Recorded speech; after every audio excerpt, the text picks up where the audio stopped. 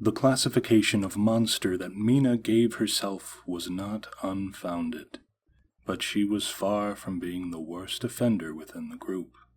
Hawley Griffin used his invisibility to steal more than jewelry from some not much older than Harriet Arkham.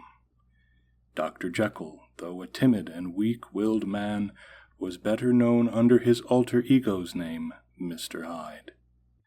The latter, according to legend, grew larger with each obscenity against God and man he committed, with his sins ranging from being a mere vandal to that of cannibalism. And Captain Nemo, though a gentleman on the exterior, had a brutal penchant for accepting no quarter to the British sailors he attacked, and never left a survivor in his wake. All of Mina's league showed restraint, however, when the time called. A league of extraordinary gentlemen indeed. Jonah Hex, however, was a different breed entirely. By the end of 1897, Jonah Hex would be remembered throughout Gotham as a form of a boogeyman, a dark night long before the untimely death of Bruce Wayne's parents. Though at the time, none of us could have anticipated it. I've come a long way just to sit around a dinner table and stuff my face. My time is valuable. Are you going to tell me about the bounty or not? A man of business. I appreciate that. Very well. Constance, may you shut the doors so that we may be in private? Yes, Judge Wayne. Come, Harriet. Collect the dishes so that they may conduct their business. Leave the dishes. There'll be time enough later. As you wish, sir.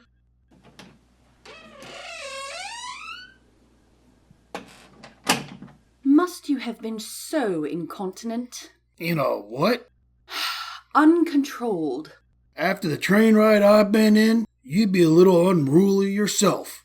A 3-course meal for this many guests is no small feat, Mr. Hex. They need not have given us a single wafer. Was I brought here for a lesson of ethics or to do some shooting? I agree with our friend. I am a very busy man and can eat at any time. I have waited months for this meeting and would much rather have it finally commence. Then we are agreed. Cyrus, can you turn off the lights and operate the projector? Yes, sir, right away. Projector? What's that? Ah, the impertinence makes more sense now. He is both brute and a caveman. Dear sir, are you to suggest that the finery of modern technology has not made it to Texas? I have heard stories of the backward ways of the States, but never actually thought that... Go ahead. Keep talking. Oh, sir, please. I would not threaten. A small touch of the contents of this vial to my lips, and you meet someone whom your bullets shan't stop. Gentlemen, if we may, though I would be interested in seeing who the victor may be in a contest between the two of you, the gravity of our mission necessitates having both of you alive and in peak condition. And let me add to what Mr. al-Ghul has said by warning you that whomever wins such a fight will not then win one against me. Now, Judge Wayne, Mr. Gold, if you please. Certainly. Gentlemen and lady, as you have heard, I am the chief judge of our lovely city. Lovely? Oh, that's not the word I would have chosen, man. Hex, Gold, and I must have passed 6 beggars and 2 times as many ladies of the night on the way here from the station. Gotham has its problems, all of which are much more pronounced today than in any era previous.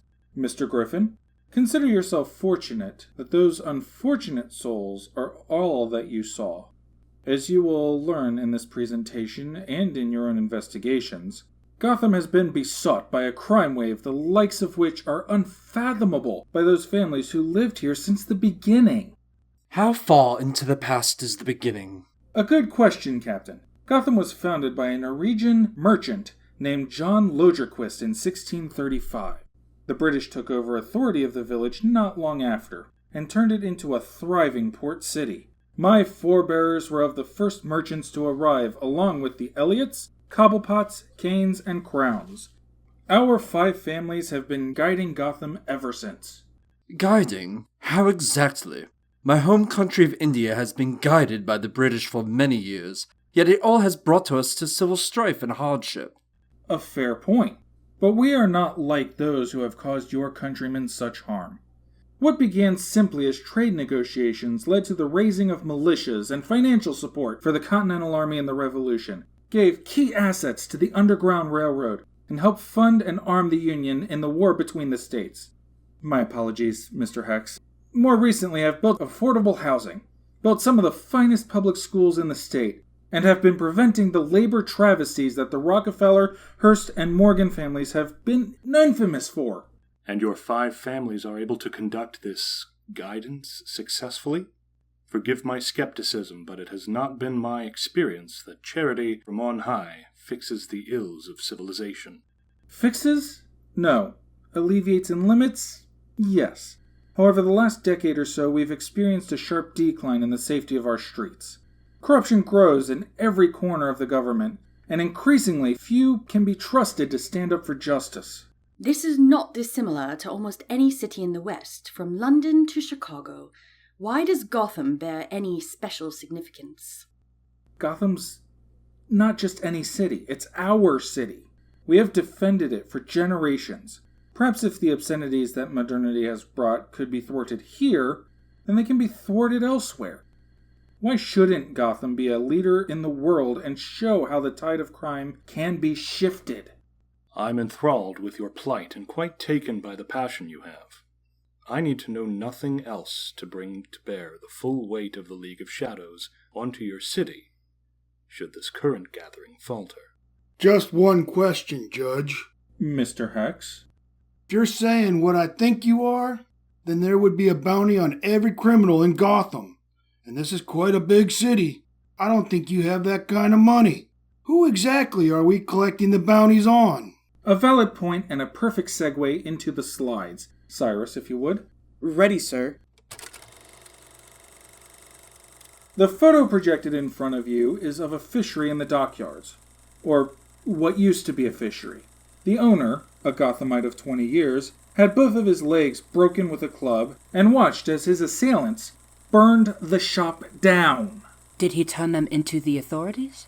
Yes, and upon doing so was shot in the head in his hospital room. Surely, someone saw that. One thing you will learn in these stories, Dr. Jekyll, is that no one sees anything if they're to survive long after any event takes place.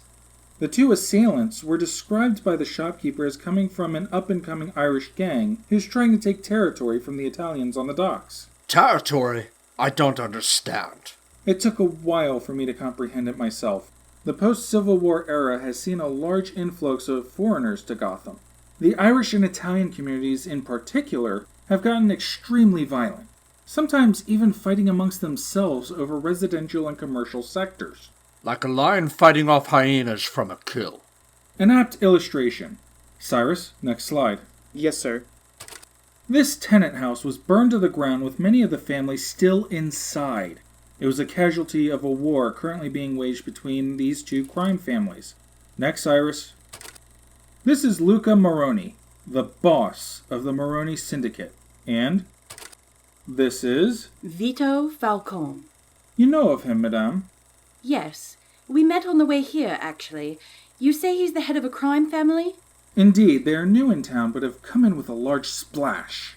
The Falcones have gone to war against the Moronis and the Irish all at once, turning our streets into literal battlefields. How unfortunate. And he seemed so charming. How much for the both of them? And is this dead or alive? Mr. Hex, you would not have been invited here if there is any sense in bringing them in alive. Alas, killing these 2 will not be enough. Luca Moroni himself came to power after killing the last boss of his family. Nothing less than the complete elimination of both gangs and their Irish counterparts will suffice. You brought us all the way here to go to war with some street gangs.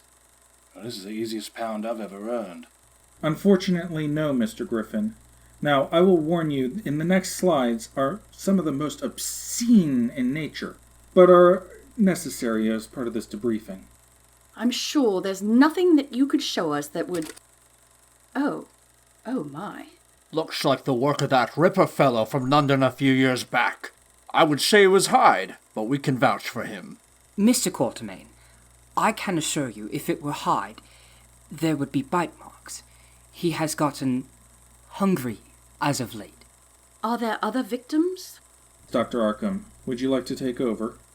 Certainly. This is the first girl, Sarah Tate, 26, a prostitute who worked a pub downtown. The lower half was quite dissected after a quick cut to her throat. However, that is where the parallels with London's Ripper end. It is almost as if the killer sought to mimic the London crimes initially, but then gave up. The rest of the girl is mauled like an animal. Next slide. Are you sure? I'm sure that they understand the... Next slide, please. Shay Caden, 16, worked at a textile mill. Speculation from police is that she earned an irregular wage selling herself by the docks. Italian territory. A bad place for an Irish girl. Correct, but the gangs of Gotham tend to kill in much less inventive manners. This time the throat is ripped out in a talon or claw-like rust. The rest, as you can see, is shredded from the stomach down. Next slide. Must I? Next slide, Herr Gold. Or you can take your leave with the women. Next slide it is. Patricia Travers, 24. Another prostitute found in an alley between the sites of the other two victims. You will notice here that the dissection is of the same sort, but this time is reversed. She was very much alive during the tearing open, and only had her throat torn out at the end. What are we to make of your horror show? Cut to the chase and tell me who I'm killing. That's exactly it. We do not yet know. How am I supposed to get a bounty on nothing? Just wait, Mr. X. Doctor, please show them your skills. Using the latest in psychological theory, I can postulate a myriad of things. English, Doctor. I don't speak German. Clues suggest that the killer begins as a copycat, but slowly comes into his own. He develops a pattern of an animal that evolves over time. The attacks are not personal, as their faces are left untouched, which means the killer does not know the victims and has probably only met them on the night in question. A client of each, then? Perhaps, but that may only be a ruse to get them in a secluded area. The killer hates women, especially their sexuality. This is not a simple dissection, but an obliteration of the unique features of the anatomy. Which means? It means that our killer is an abuse victim via his mother. He is also most likely unable to fit in with society and keeps to himself. How could you possibly know that? He identifies as an animal to the effect that I do not believe these murders were committed with a knife. Save for the first one, our killer has manufactured some tool to mimic claws. Like a predator in the wild. Indeed. Well done, Doctor. I am impressed.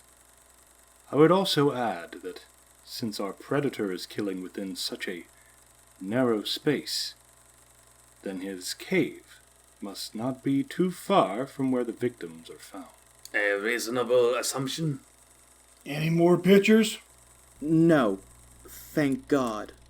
To answer your former question, Mr. Hex, the bounty I offer you at this point in time is on every member of the Falcone, Moroni, and Irish crime syndicates, as well as on the slasher. The 5 families and I would like this handled as quietly as possible so that our loved ones are protected and not to be used as bait or barter once your strikes begin. Additional monies will be given to any additional criminals you are able to eliminate along the way. Gentlemen and lady, nothing less than the soul of Gotham is at stake. Do you wish to accept my offer? I am speaking on behalf of my team when I say that we are not as interested in the bounties as we are helping to save any future would-be victims. though I'm sure a diplomatic solution can be reached rather than violence. I stopped doing diplomacy when my men got killed. We can work together, but I won't be shaking hands. I'm in agreement with Mr. Hex. Diplomacy can only go so far.